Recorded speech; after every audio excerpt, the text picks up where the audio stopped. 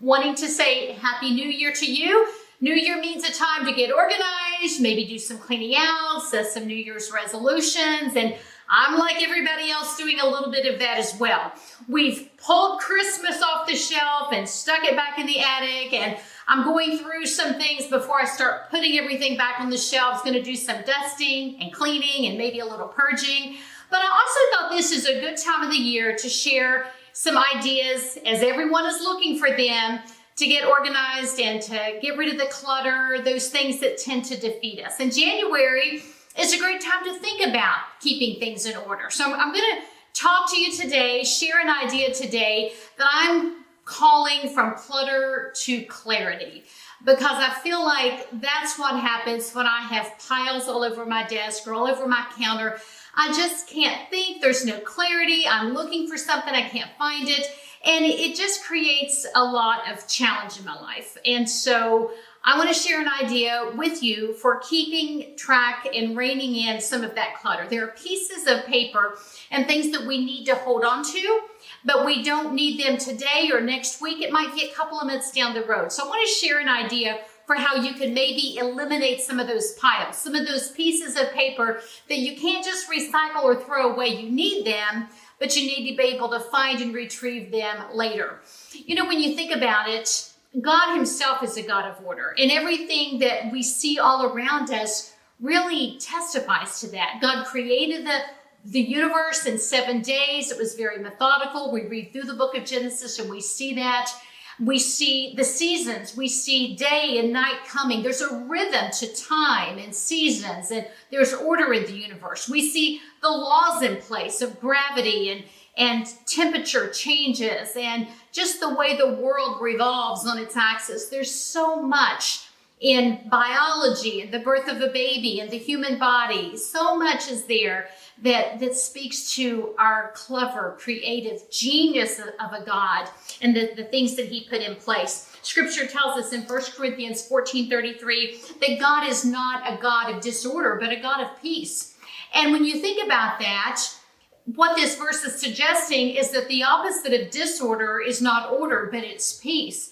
And as I pondered that, I thought, it's really true. I'm not sure that Paul was talking about a cluttered counter when he wrote that, but when things are disorderly in my home, I don't feel any peace. And when I feel like I'm being a good steward of the things that I have been given, and I've got some order in my home, it just sort of allows me to think with clarity and purpose, and I do walk in a place of peace. Ecclesiastes says there is a time for everything and a season for every activity under heaven. And I believe that there should also be a place for every piece of paper in our house that is here. And so everything needs to have a place. And it may not always be in that place, but I take great comfort in knowing that the things in my house have a home and they have a place where they belong. And I'm not stressed out trying to figure out, where does this go, or where does this live, or where should I put this? And so I think just taking good care of the things that we have is a way that we are good stewards of what God has given to us. And getting organized, you've heard me say it many, many times, is not an end in itself, but it's just a means to an end. Getting organized and having our homes clean and neat and tidy, it frees us up to be able to do the more important things that God has called us to do, to be a service to other people, to love others, to have them in our homes, to make room to perhaps sit and listen to a woman over coffee that needs to cry or needs to share, or you need to pray with her. All those different things that God has called us to do in our lives, whether it's teaching or sharing or serving one another.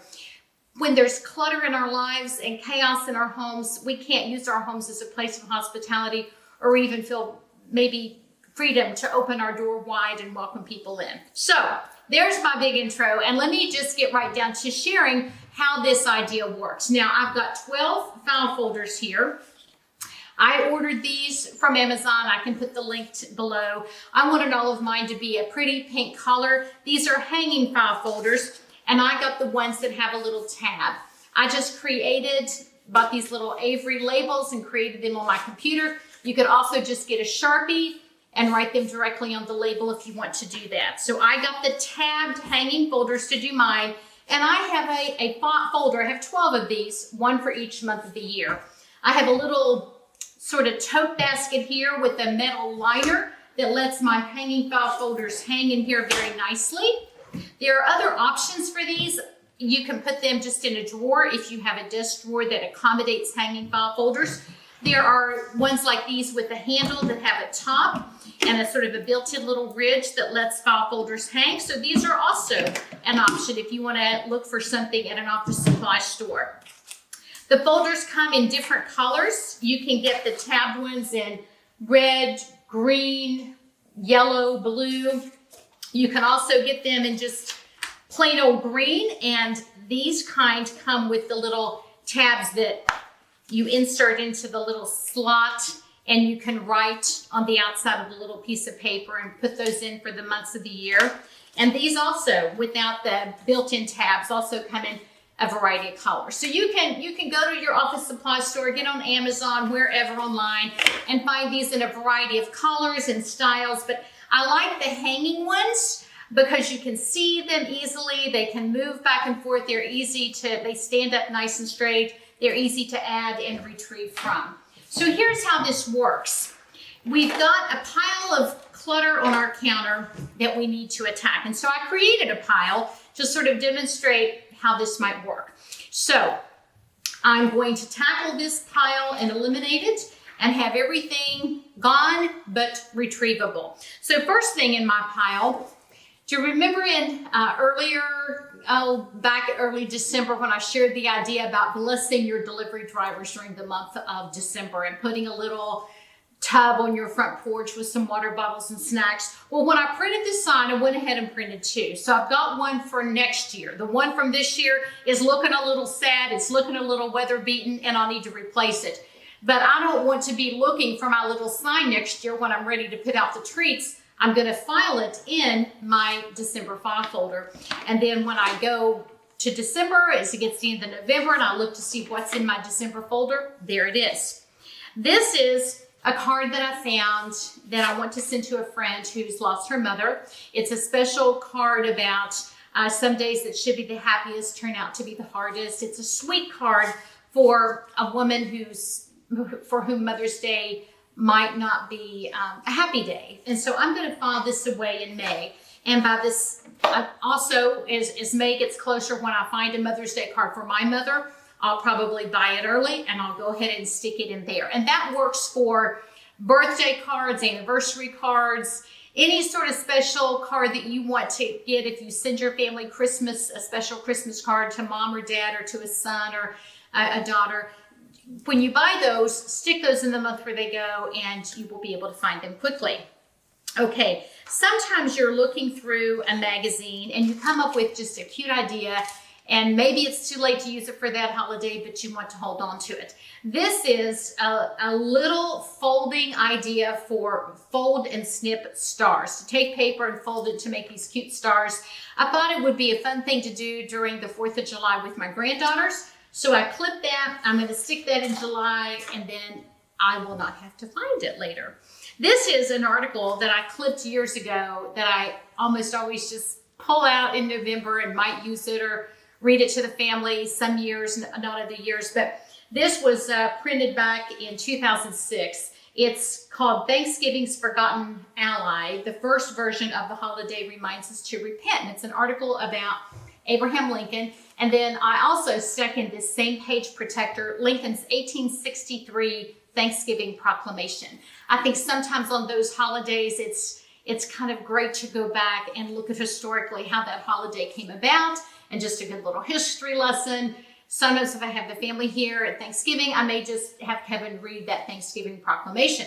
But if I can't find it, we can't do it, and sometimes I may even forget about it, but not if it is in my November folder. So we're going to file that there. When the kids were all home for Thanksgiving, Julia Grace did a little verse for me about giving thanks, and she put her name and dated it Thanksgiving 2023. So I want to be sure and frame this or do something with this for Thanksgiving next year. So that's another item for my November folder. And actually, I think I dropped Mr. Lincoln into December instead of November. Let me make sure he is filed appropriately. This is a little book I found and misplaced and just found again But you've probably seen these cards that go back to the year that people were born, and usually they're a lot older. But I found this at a little shop that was going out of business, and it has a little birthday book for all these different years. And they had one left for 1997, the year that my daughter Lydia was born. And so it just gives you all the nostalgic things to look at, the cost of living, television favorites, what was in the national news, the music and movie favorites, all these different things. And so this will be a fun thing to send to Lydia for her birthday in October. So let me drop that into my October folder. I came across this cute little idea to make these Easter cupcakes, and it's step-by-step instructions with some photos. They look like little chicks in a little nest, the way you do the icing. And so I thought, here again, this would be a fun thing to make with my granddaughters. I'm going to file this away in April so that I don't forget about it. My Southern Living magazine came for December, and it had this beautiful cake on the front, this hummingbird cake. And I thought about making it this year, and I forgot about it and got distracted and didn't do it. But I thought I really want to make it. So I just sort of ripped the cover off so that I would have the picture, and then I pulled out the pages that have the recipe. And I'm just going to put this all together in my December file for next year, and then I can recycle the rest of that cookbook. Here's another idea of what I would like that I could have put in each of my file folders. And these are my Write the Word bookmarks. Now, most of you are familiar with these if you follow the channel, but each month of the year, I choose a word. Did something different for February because I love chapter 3 of Colossians. And for February, we're going to write out an entire book of the Bible and hopefully memorize it as we do. But then in March, the word is faith.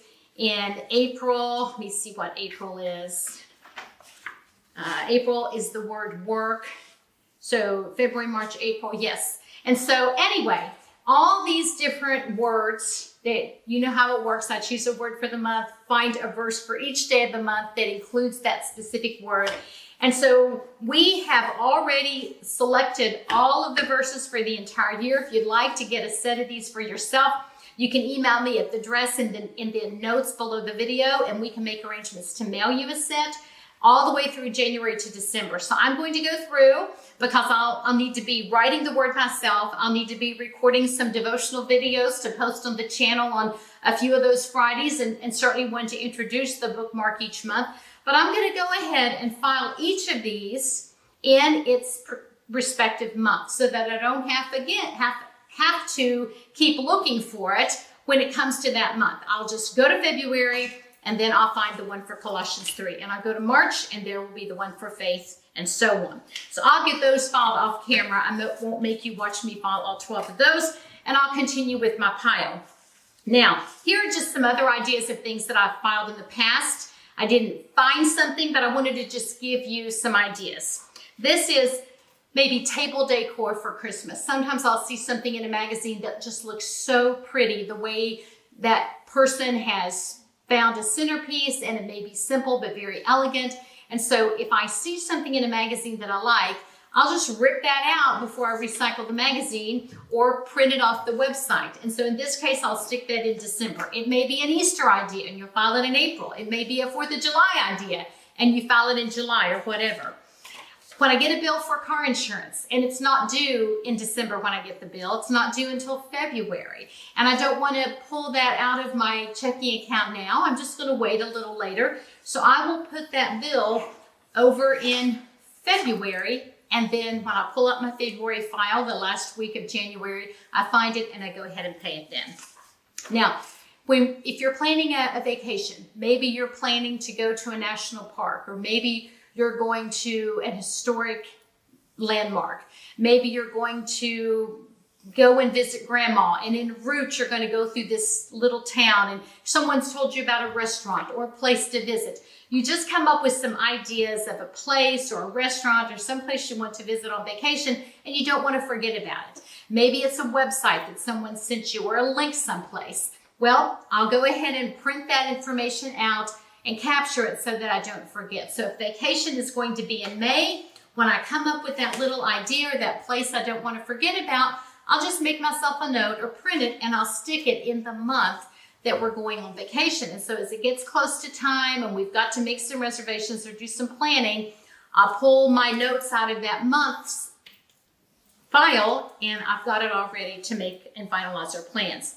If there's a birthday idea, so let's say I come up with a great idea for Ginger's birthday in July and I find it on a website or I find it in a blog or maybe it's in a little catalog that I got in the mail, but I don't want to order it yet. I'm not ready to commit because I'm not quite sure. I'm thinking about something else, but I don't want to forget about that idea. I'll rip that page out of the catalog or I'll print it off the website or just get a scrap piece of paper and write that on there to remind myself. And I'll put that in July to remember when I start planning Ginger's birthday.